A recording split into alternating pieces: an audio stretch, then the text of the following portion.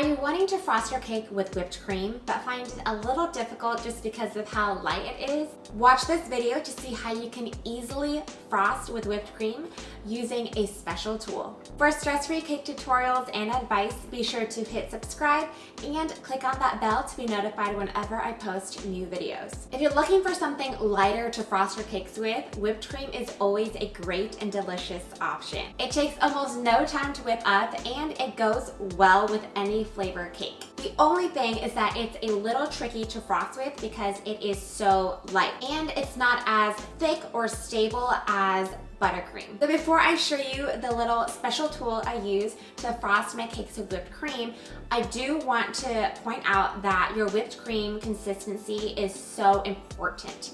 You don't want it to be too soft where it just falls off the cake and it's thin so that the cake peeks through. And you also don't want to over whip it where it curdles and it's just not smooth or easy to work with. So definitely keep a good eye on it when you're whipping it.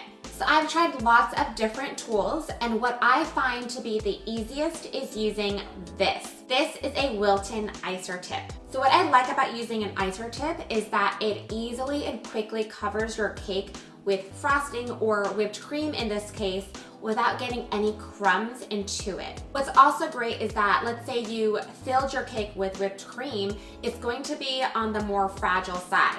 And when you're using this icer tip, you don't have to touch the cake or move it around at all because this does all the work. So to frost your cake, first insert your icer tip into a piping bag. Fill it with your whipped cream. Then start applying your whipped cream from the base of your cake all the way up, piping a layer of whipped cream above the top of the cake, forming a lip. After, you can add whipped cream to the top of your cake. Taking an angled spatula, start smoothing out the sides and the top.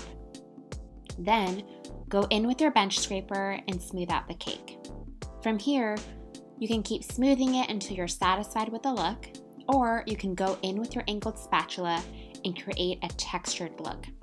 You can also use an icing cone here. So that was my easy tip on how to frost a cake with whipped cream using an icer tip. Let me know in the comments below if you use this method as well or if you have any other great suggestions on how to frost a cake with whipped cream. Did you like this video? Be sure to click like, hit subscribe, and check out my other great tutorials listed below.